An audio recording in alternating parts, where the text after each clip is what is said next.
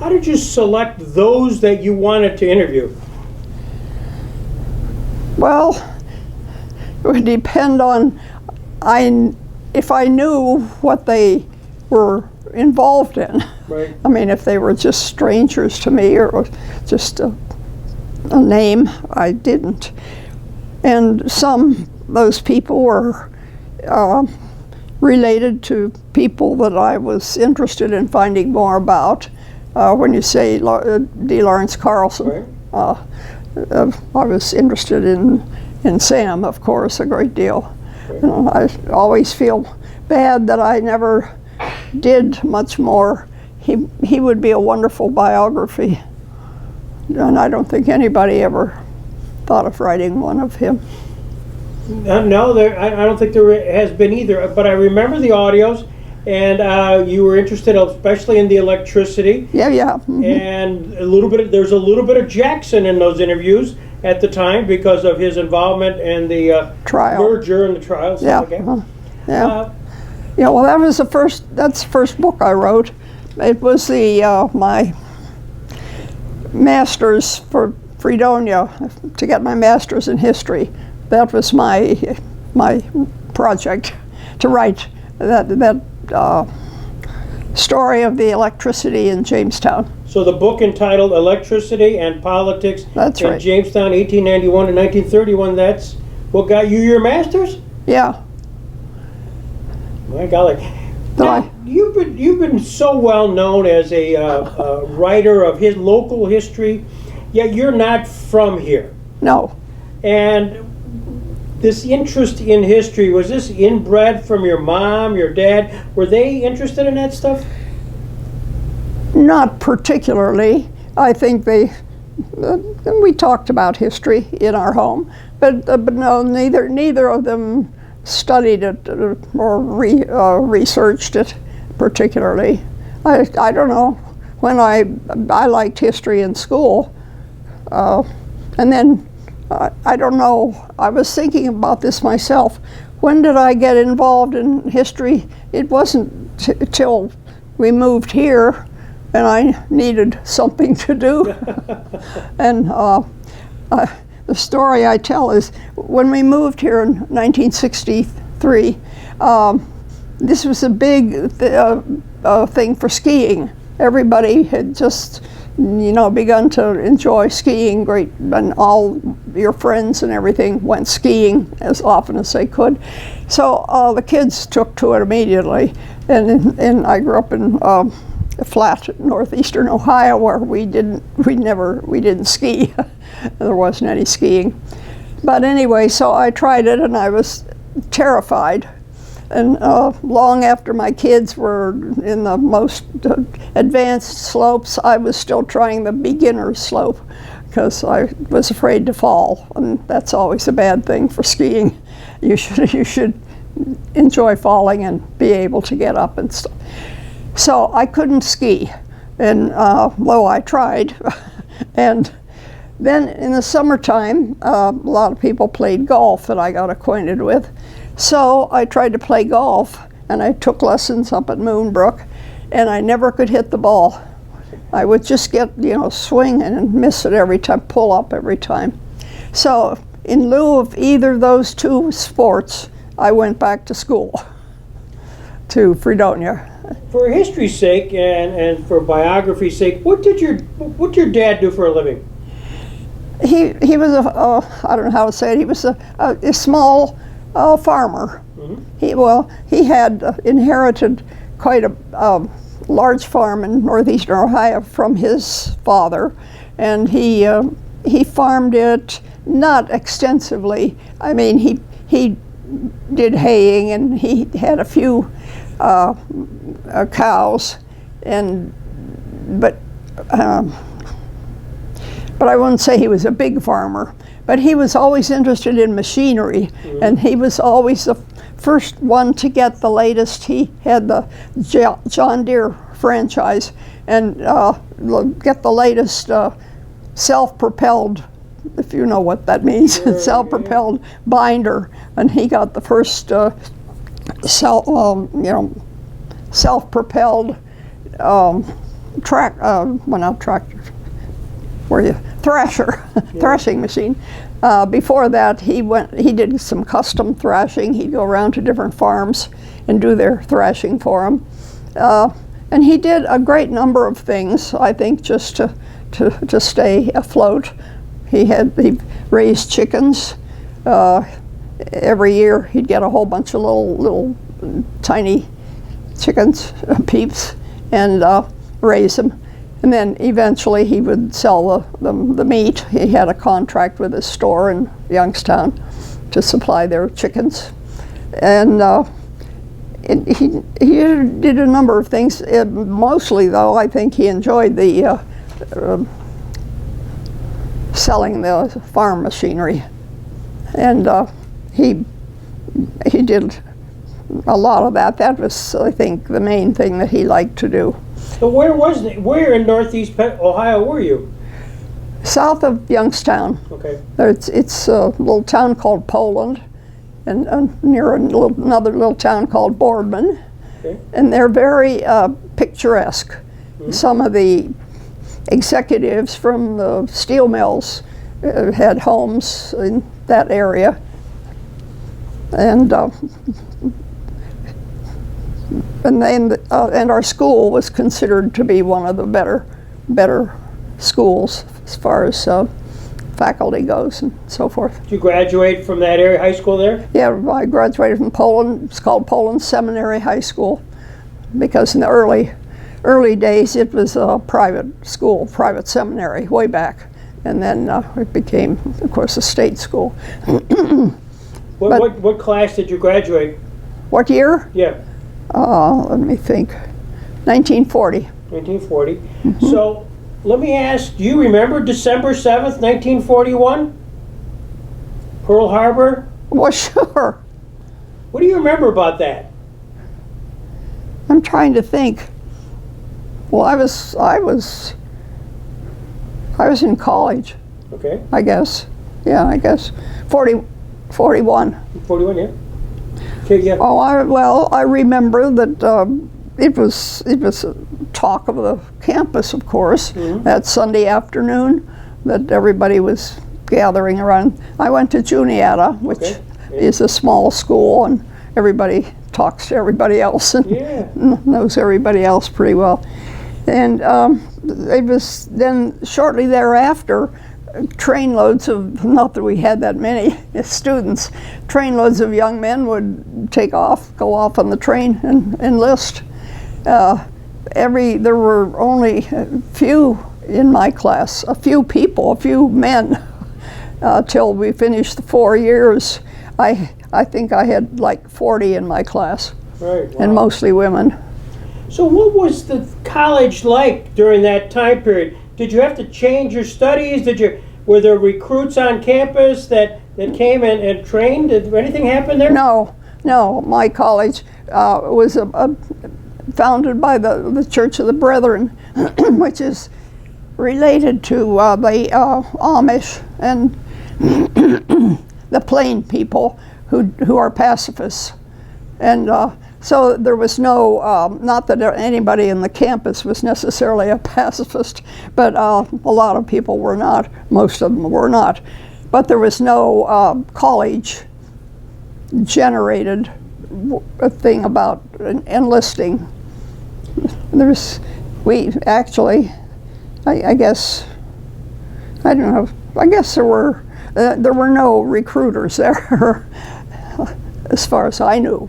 But being at least formally kind of a religious type based college, did you guys remember prayer services? Anything special you did to pray for the troops or have ceremonies of any sort? I don't know. I don't remember. Yeah. I don't remember that the college sponsored any farewells for groups that were being, that it just, it seemed like groups of like 20 or more would all leave at the same time, right. Having enlisted at the same time, I guess.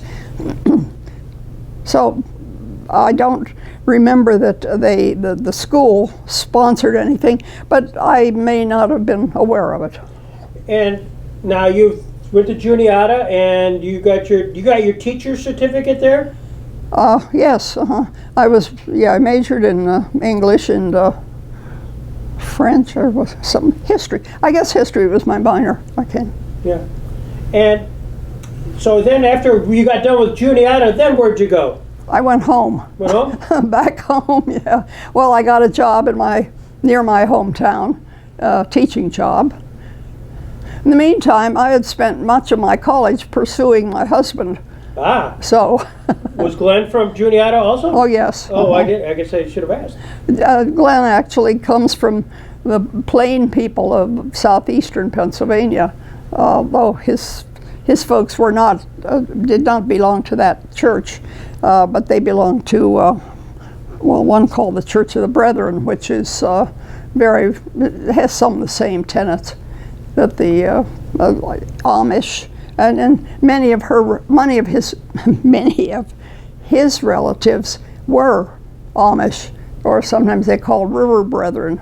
We got to know all these people at the reunions, and they wore the plain clothing and so forth.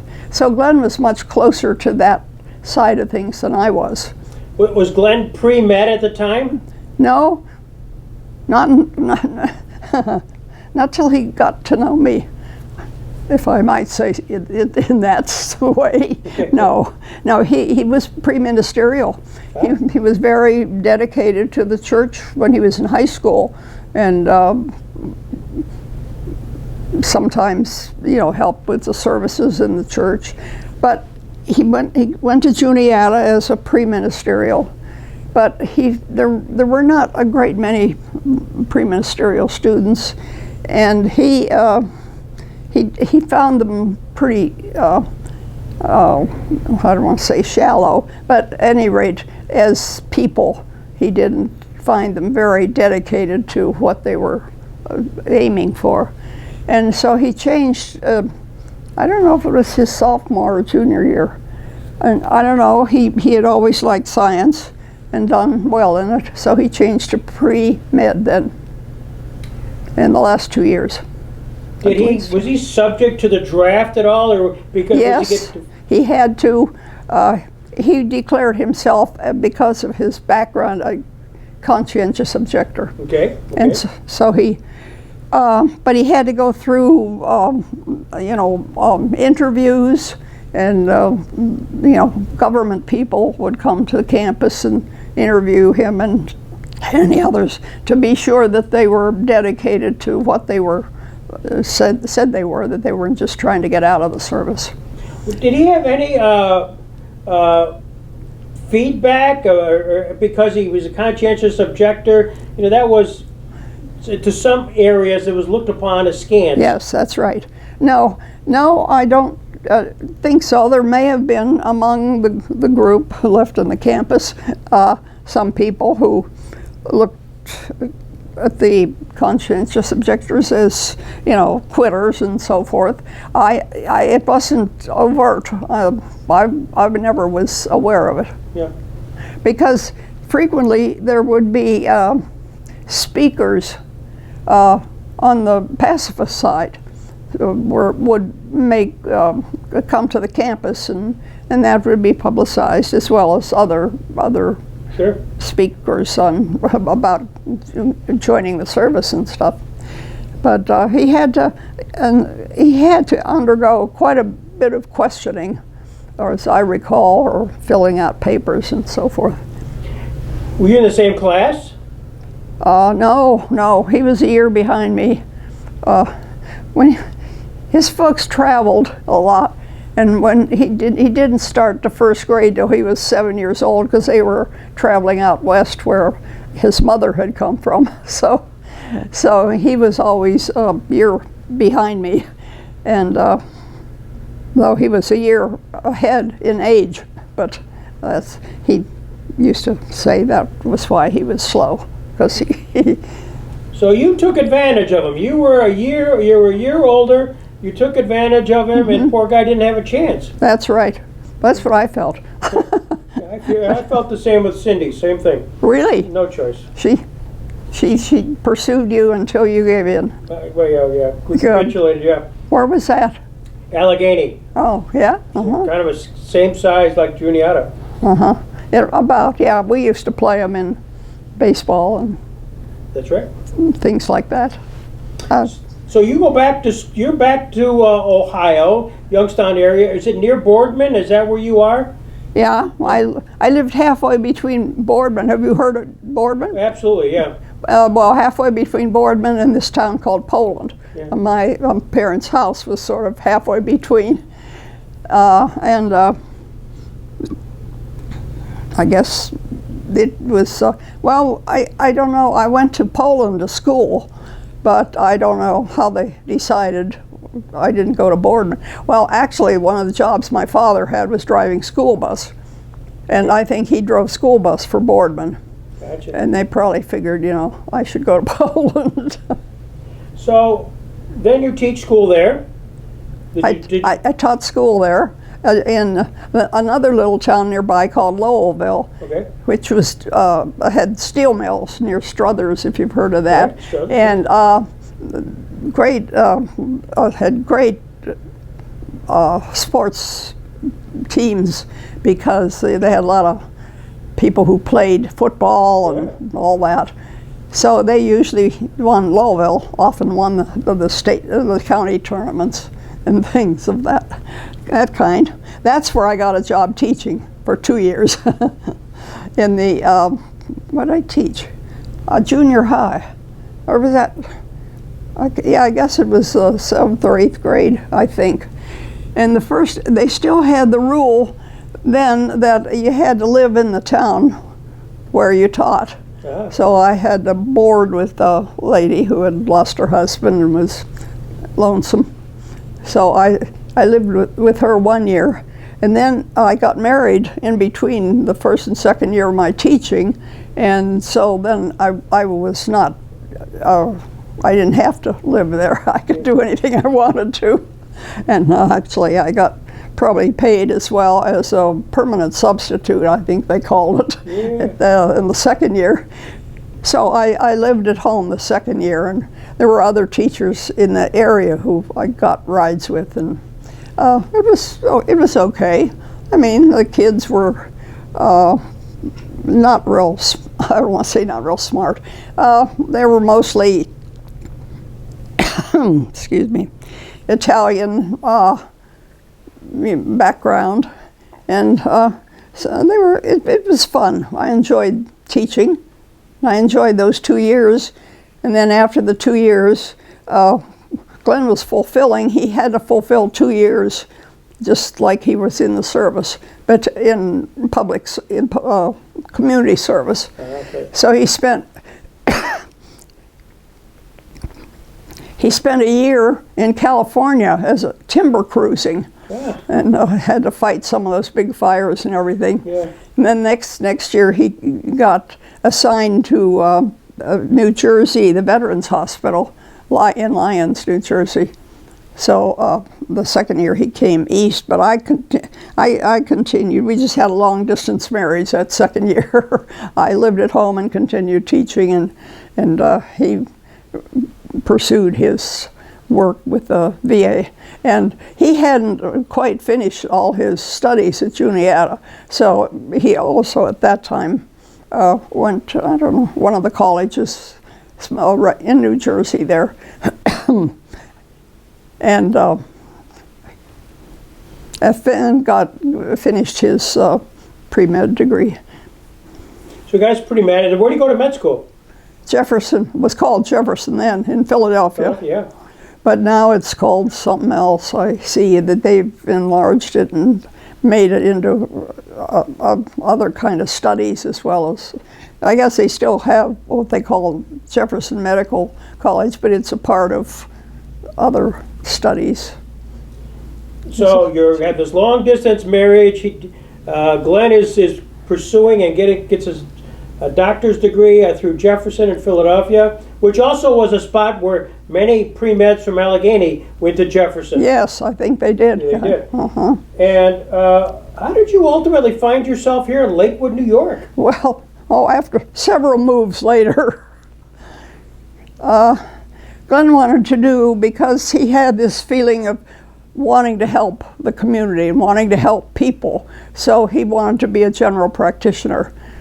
He went after he was in medical school, and he did a 1-year internship, and then we went to this small town in sort of central Ohio called Newcomerstown. Yes. It's sort of between Columbus and Pittsburgh, I think, in there. And he became, there were other doctors in this town, but he was like 15 miles from the hospital. And so I found that I was, and at that point we had our two boys. Actually, then we had our daughter too. We were there 5 years, but we decided, like, on some days he would have a woman in labor in the hospital, and then he would have to go and stay with her the whole day instead of driving the 15 miles back and forth. I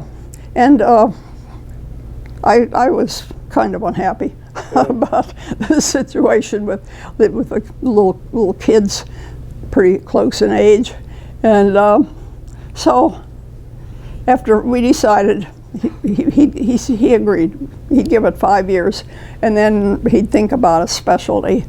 And he thought of several that he would like to be involved in that still would include working with people to some degree. And he decided on radiology. And after 5 years, we moved to Cleveland area, where he got not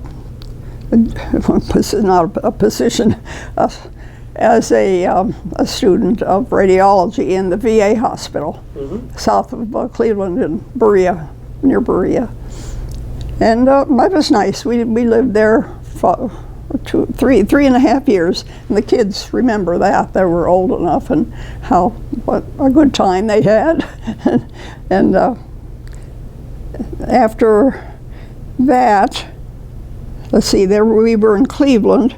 Then he had to give the VA, he got a better salary, so he had to give the VA some time, a year, 2 years, or a year and a half of service. So he chose Buffalo, VA. So we moved to Buffalo for a year and a half. And then he got a good offer from his chief at the VA in Cleveland to come and be an associate with him. So he decided on that, so he bought his way out of the last 6 months or something, and we moved back to Cleveland. So that's why I say many moves later. And he found that his boss was a type that once he's a boss, he's always the boss. Right. And Glenn was liked to be on his own, doing his own thing and making his own decisions. And that was an unhappy year for him, but he decided in the springtime finally that he wasn't going to stay with it. So then we searched around all along the East Coast and at Cleveland suburbs and places to see where they needed a radiologist. We came to Jamestown one time in the winter, and I know the big company, Art Meadow, I think, was on strike, and Jamestown in the winter with the dirty snow and everything. And I do remember it. We came here. The two doctors, radiologists then were, I don't know if you remember, Dr. Randall and Dr. King. Maybe you're too young. I remember the names. Yeah. Well, they were getting on in years, and each had an individual practice. They were not partners. They were very unlike, but they were looking to find somebody who would make a partnership, and they could be let out somehow. And Glenn didn't think he could do it, because these guys were too different to try to get some way of working with them and being independent himself also. So we didn't come that year. But then the next year, well, we rethought it, or we came to Jamestown in the spring, and you come down the hill from Mayville and you see the lake, and he said, this isn't where you go to work. This is where you go to have fun. So at that point, we decided to come to Jamestown, and that was 1963. And just out of curiosity, we're in Newcomerstown, Ohio. Uh-huh. That was the home of Cy Young. I was going to tell you that since you're a baseball person. Well, he lived out in the country somewhere. Yeah. And I think Glenn made house calls, and he took his own medicine bag and everything in that time in that little town, and that was pretty isolated country down that area. And I think Cy Young, I'm not sure he was still alive when we were there, but I know Glenn had talked about him and maybe called at his home or something out in the country someplace. I think he died around 1955, 56. Yeah, that's what I say. I thought he was dead by 63. So that's the whole story of how we got to Jamestown. And we came, that visitor, the next visit, made our decision. Well, Glenn is, he was given the name of Dr. Impetuous because he doesn't give much time to thinking things over. That's what the realtor, Becky Colburn, called him, Dr. Impetuous. But it usually worked out all right. But so we came in the daytime, and this one Dr. King took us around. Well, the first thing, Dr. King lived right across the or am I? Well, no, not here. Across, you know, where we lived, on the corner of Sunset and so that was our home for 40 years, with a hedge all around it. And Dr. King had just had a house built right across the street there. So he took us around that Saturday, and we saw this one first. Nobody had lived in this house. There'd been a divorce and so forth.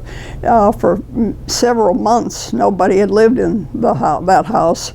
And we were looking for a place sort of in the country where the kids could have horses and run in the fields and stuff. And this had almost the same answer to what we wanted. It was a big 1.25 acre plot. So at the end of that first day of looking, we decided we were going to buy that house, as I say. And so we proceeded with it and moved in the summertime. And certainly we all just love that house, and the kids still have good memories and talk about things we did.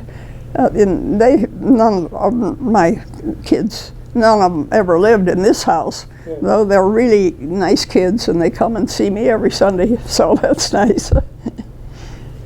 But so along this time, you're starting to settle into Jamestown, and because you know, Glenn's a doctor, by definition, you kind of get caught up a little bit in at least introduced to the social fabric of the Jamestown area because of his position.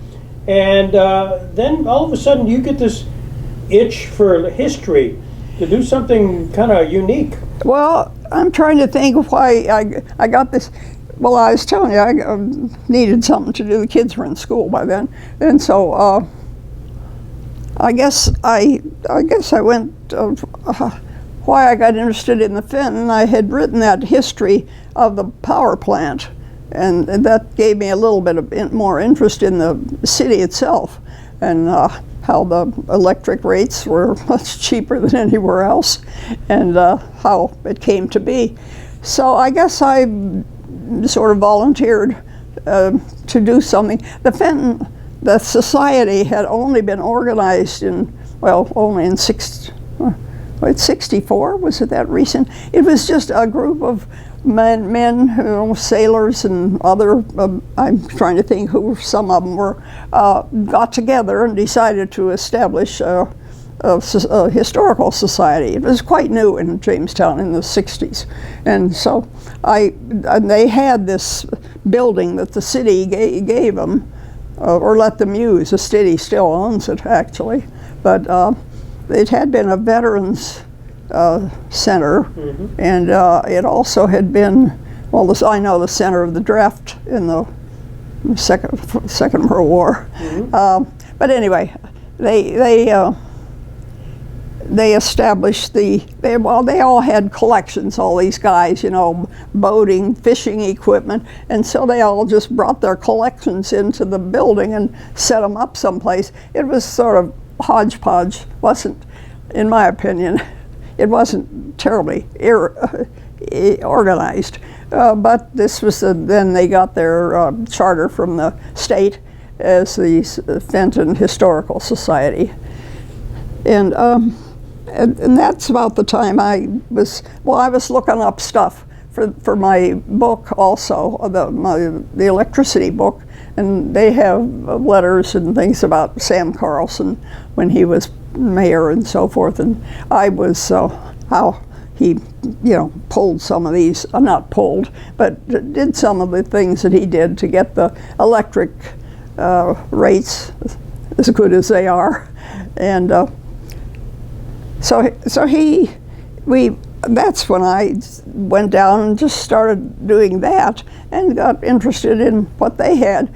And I was interested a great deal because I felt the whole thing was poorly organized. Just, if you had a collection of, fly fishing things, you brought them in and put them up in some kind of a case.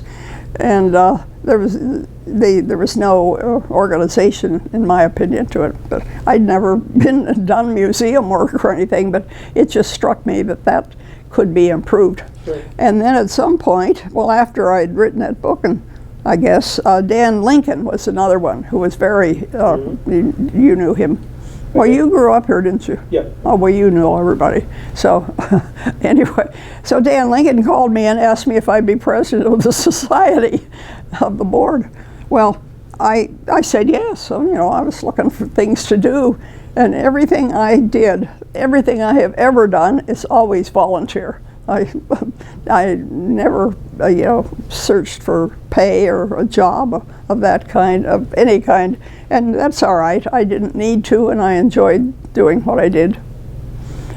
So I became president of the Fenton Historical Society for 10 years. My golly. There was no, there was very little organization, and also Ernie Leet.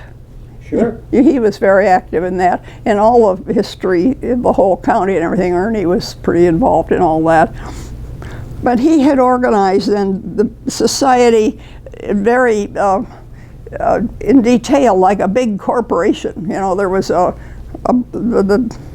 operating group, the board, and then there were the officers. I mean, there were two boards basically, and there were hardly any members anyway. Yeah. And it just struck me when I became president that I thought maybe I could organize it better, and I did. I worked with the board. The lawyer at that time was Tripp Price. Sure. And I know he was a person who kind of could do things quickly or in a more organized way. And so we rewrote the Constitution and with the other board members, and made it like it is today. One board. I mean, there's no point having a board of directors and then an operating board also, and when you don't have many people involved in it anyway. So, and that is to me one of my important things I did in my life, because I think it organized the way it was then. I don't think it would have thrived the way it has, and nor been able to be a factor in the community. It didn't seem to me that it could be. So after we did all this, at that time when I was president, we did the drawing room. I'm sure you've been there. The camera, it's at the old Fenton Mansion. It's the old Governor Fenton Mansion, right? Yeah, I guess it is. Yeah. But and we were able to get some money, and Paul Sullivan was very, I don't know what group he belonged to, but he got us quite a nice amount of money to. Sheldon Foundation. Well, oh sure, yeah. he would have been in that. So, and the people that worked, the artists and the people who were involved in the Fenton anyway, were artistic enough to do a great job with that. And also, all these people, the fishermen and all the people with boats and everything, had used one of the front rooms, but they had put too much stuff in it, and it was too heavy for the floors. I mean, some of the stuff these fishermen and people brought in. So they were in the process of finding a new lake room, they called it, and they never could agree on that. I mean, somebody said, we can't do it unless, unless it's perfect. We have to get every detail right, which is not quite doable. And so eventually, through that 10 years that I was president, we got the lake, which has now been dismantled, I see, but that's all right, because it had been there since 70 something. Yeah. And but I thought that was a good representation of Chautauqua Lake when I was there, and we had a professional museum person come from Rochester and give us clues how to make it meaningful, and that was first, and then we did get the drawing room done, which is still there, of course. So that was 10 years of my life.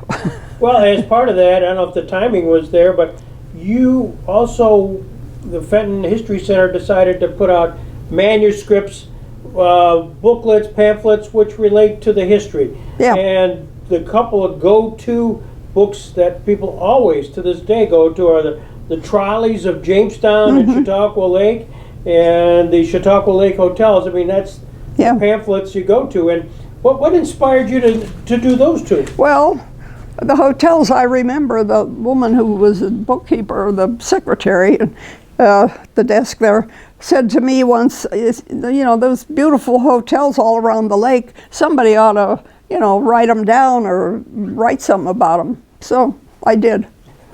But that was a book I did myself. The Trolleys, those first guys who started it, had written, and I can't, who was that?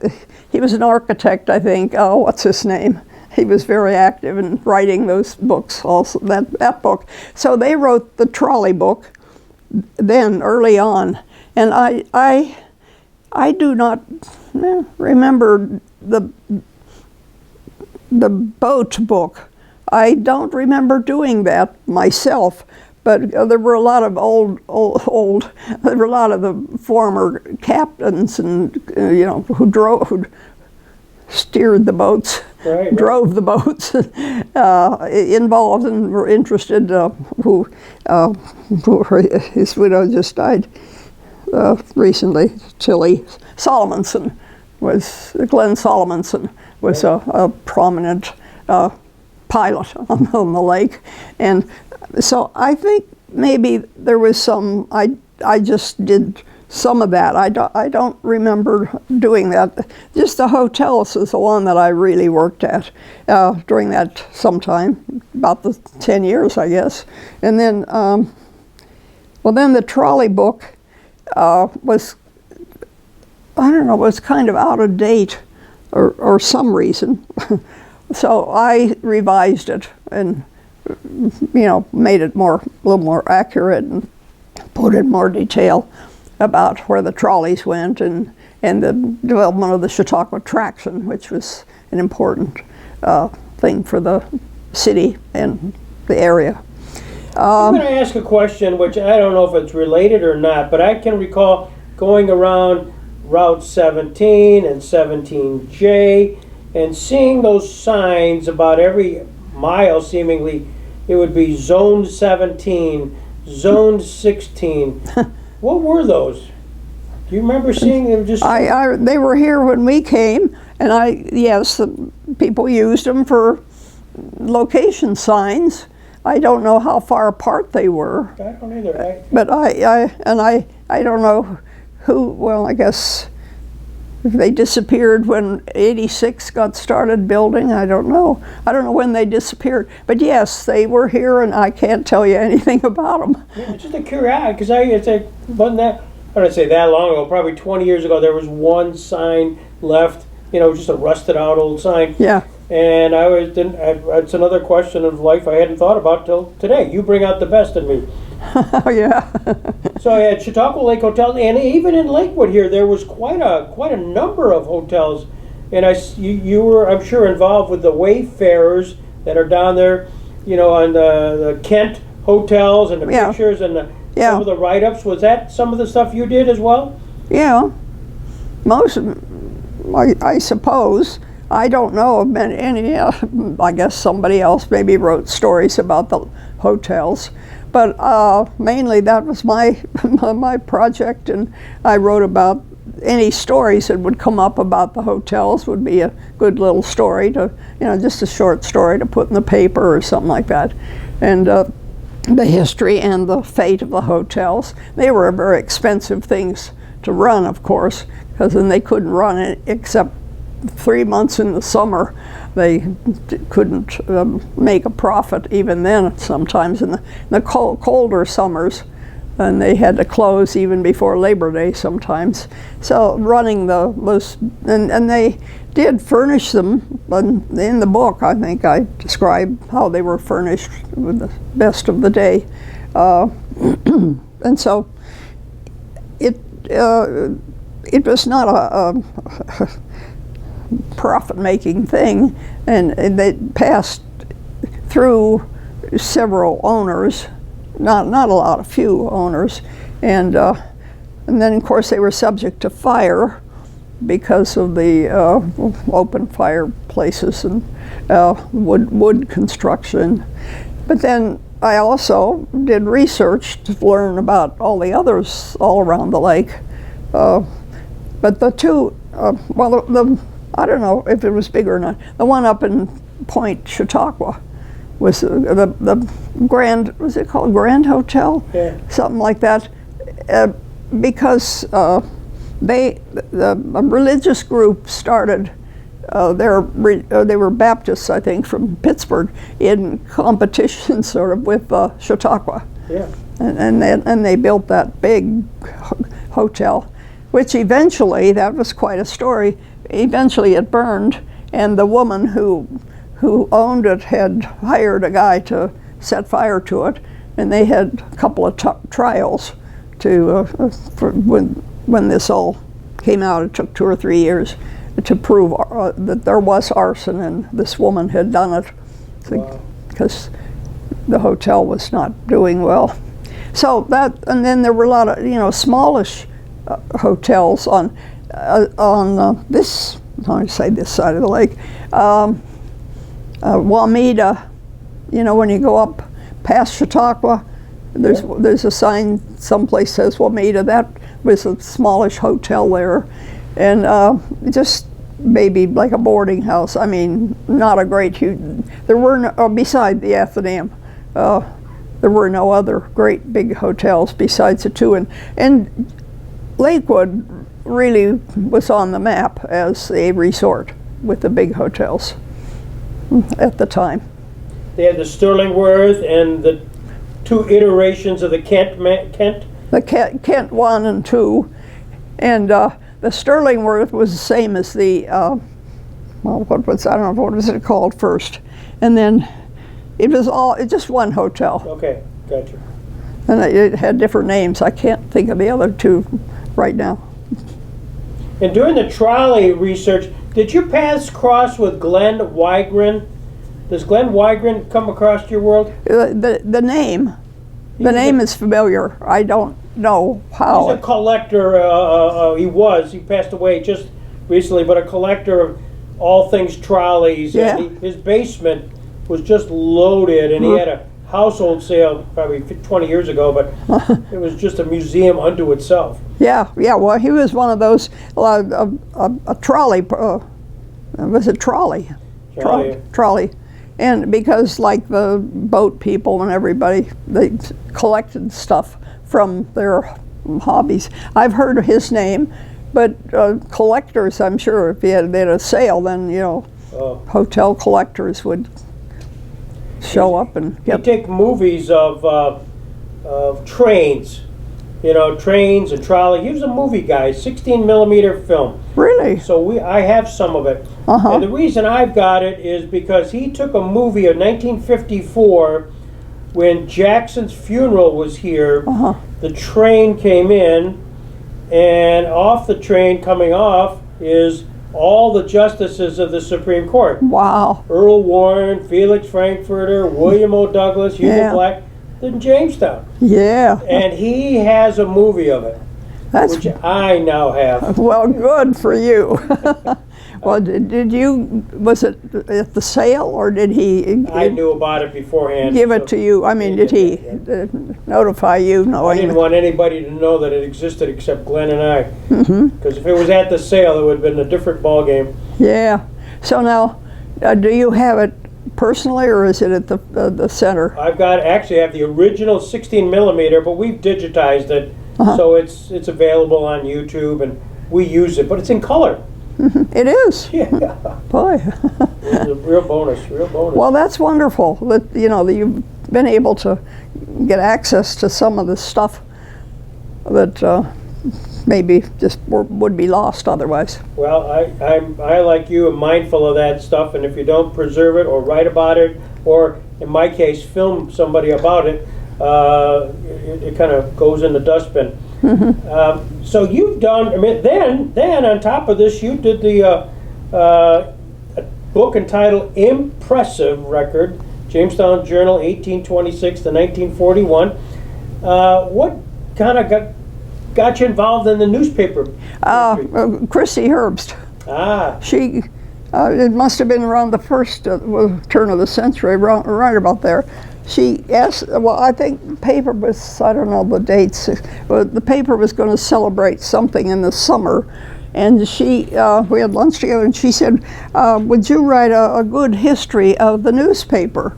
And I, you know, it had gone on for 100 and however many years it was.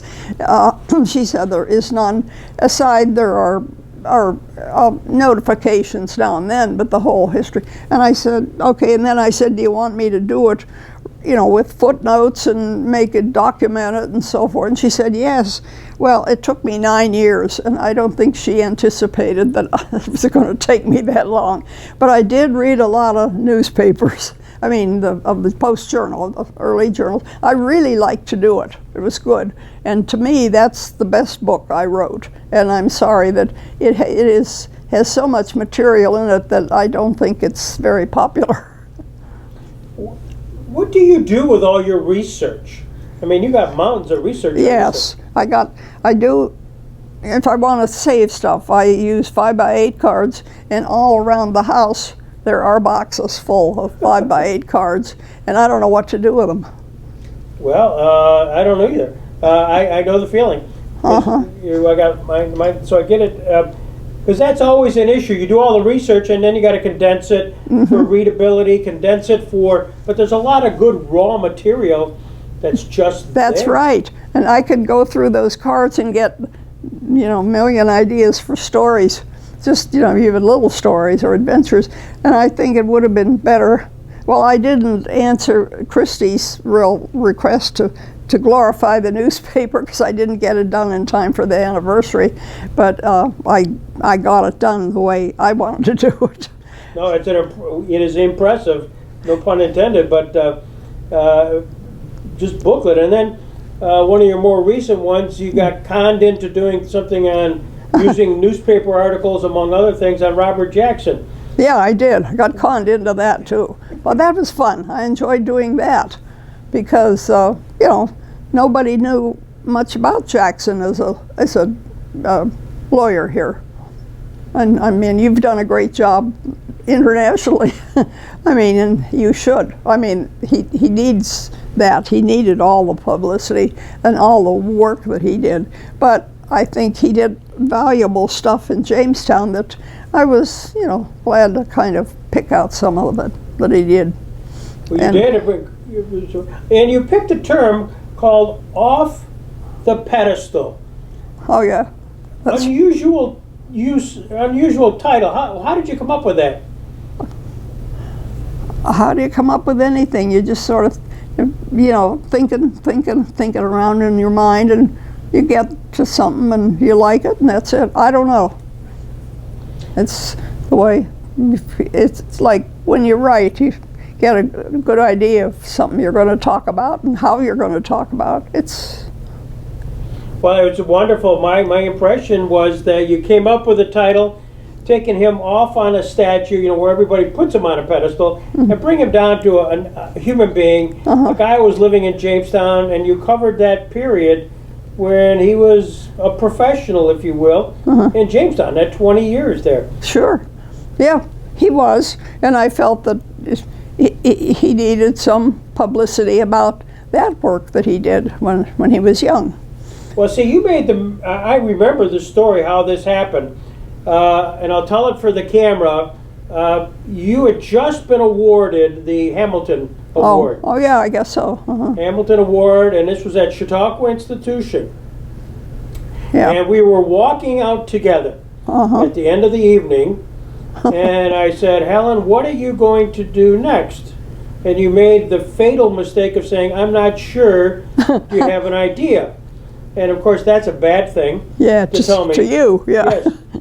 And the next thing we talked about a concept, and you did not say no. No, I didn't. I hardly ever say no. Yeah, and the next thing you know, we were bringing out boxes upon boxes of newspaper clippings, because we'd had interns for many summers just go into the archives and find anything they could find. But nobody knew what to do with it. It was just raw stuff. Well, yeah, raw stuff, and that's the trouble. You need more people to do. Just go through and decide what's important, what you need, what goes in what category, or if you don't want it at all.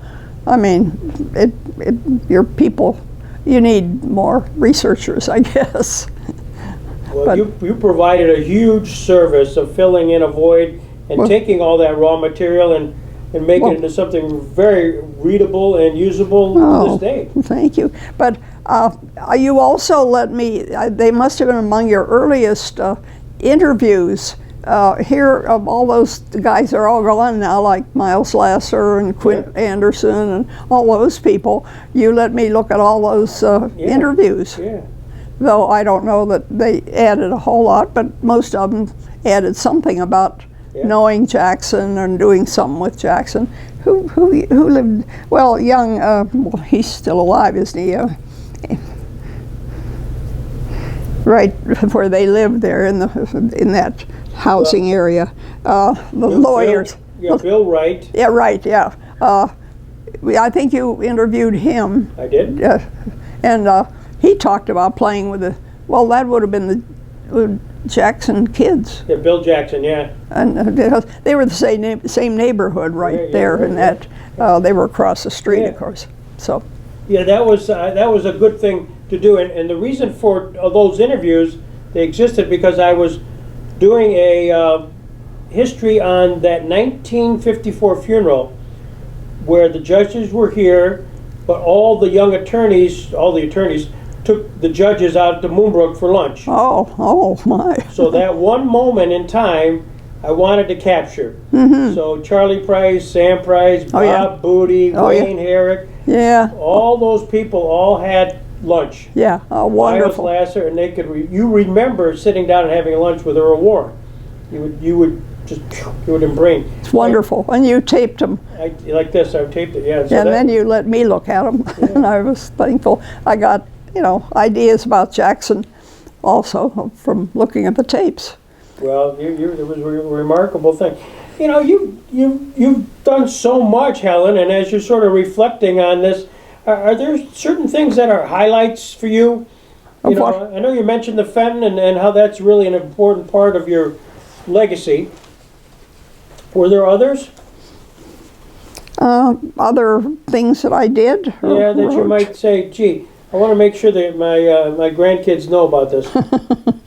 Well, after I left the Fenton, of course, I became the Lakewood historian and sort of dropped out of I worked in the research part of the Fenton after that more.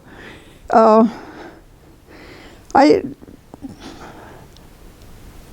don't know. I just enjoyed everything I did, whether it was Fenton or Lakewood or what.